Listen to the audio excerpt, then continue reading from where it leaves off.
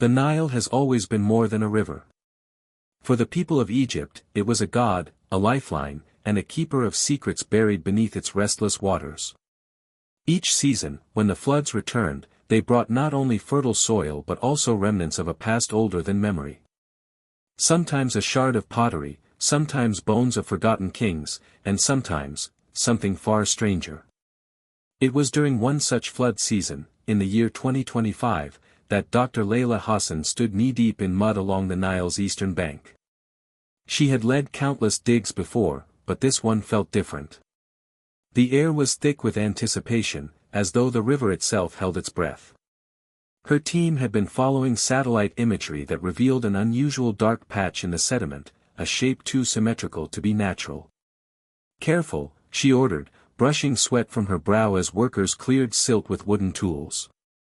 The sun blazed mercilessly, yet no one complained. Hours passed until a shout broke the silence.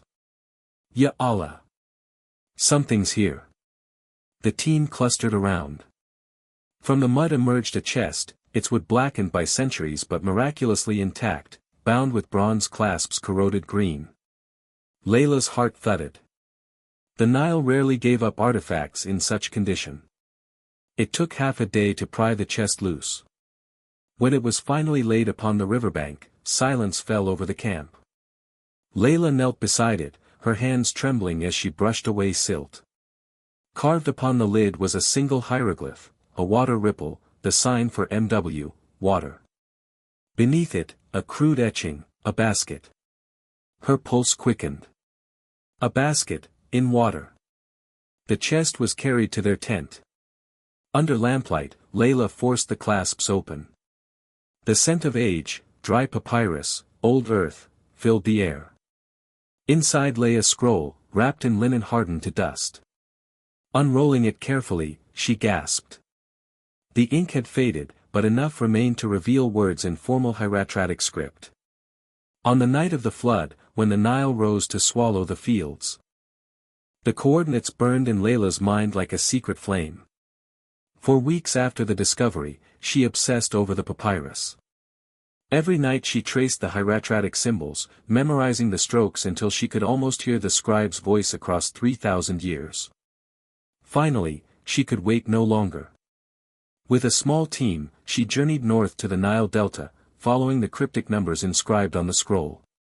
The site lay in a desolate stretch of sand, where shifting dunes buried all memory of cities that once thrived.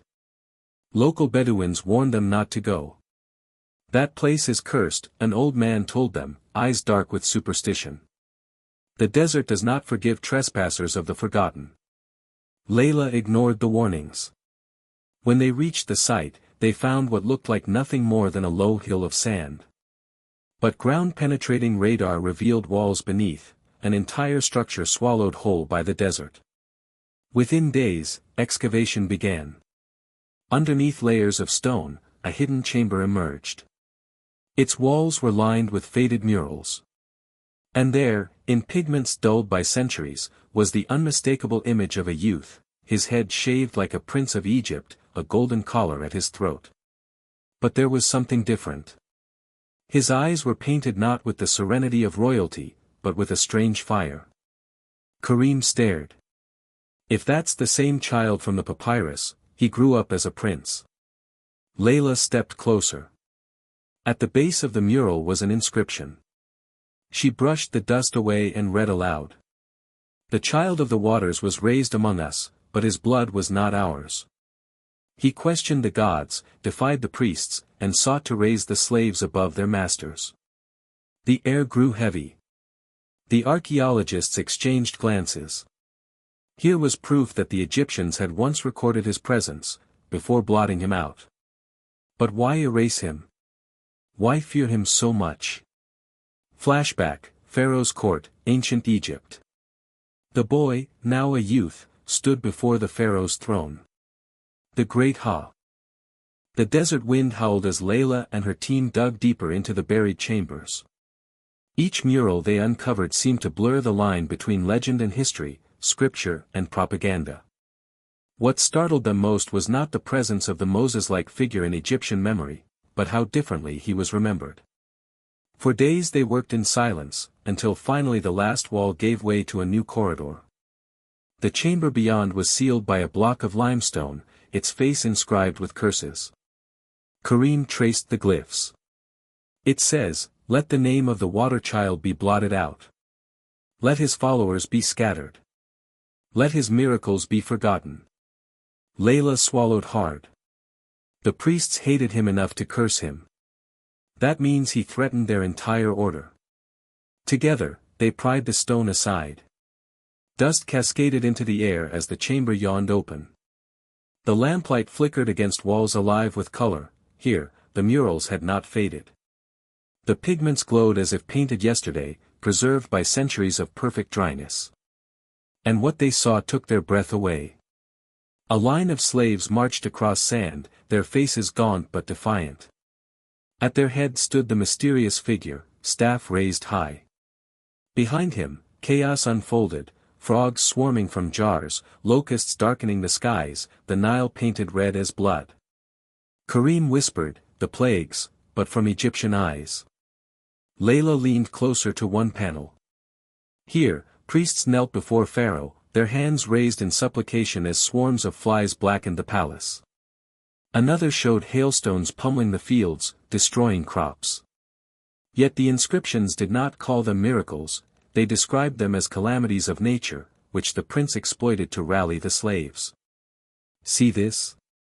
Layla pointed to a line of text beneath the mural of the bloody Nile. It says, "The river turned red with the flood of Cush." The prince declared it the wrath of a foreign god. The people believed. So, were these miracles, or clever timing, coincidences? The murals had unsettled everyone. It was not only what they depicted but how alive they seemed, as though the pigments themselves still carried the heat of rebellion. Layla found herself unable to sleep, staring at the tent ceiling while desert winds hissed against the canvas. Every time she closed her eyes, she saw the hollowed face of the prince, erased from stone yet refusing to be forgotten. On the fourth night, Karim woke her in haste. "Layla, you need to see this." He led her into the excavation pit. At the far end of the chamber, behind the mural of the parted sea, workers had discovered a sealed doorway. The stone was smoother than the rest, almost polished, and unlike the murals, no inscriptions marked its surface. Only a carved scarab at the center, its wings spread wide, guarded the threshold. Amira traced her fingers over it. "This isn't a ceremonial wall. It's a seal. Something's hidden behind here." Layla's heart raced. A tomb. They worked until sunrise, chiseling around the scarab until the block shifted. With a groan of stone against stone, the doorway gave way, and a gust of air rushed out, dry, stale, yet strangely electric. They entered by lantern light. The chamber inside stretched vast and circular, unlike any tomb Layla had ever seen. Walls curved smoothly, painted with stars, as if to mimic the night sky. At the center stood a sarcophagus of black granite, its lid gleaming faintly beneath centuries of dust. Karim's voice cracked. "No cartouche, no name."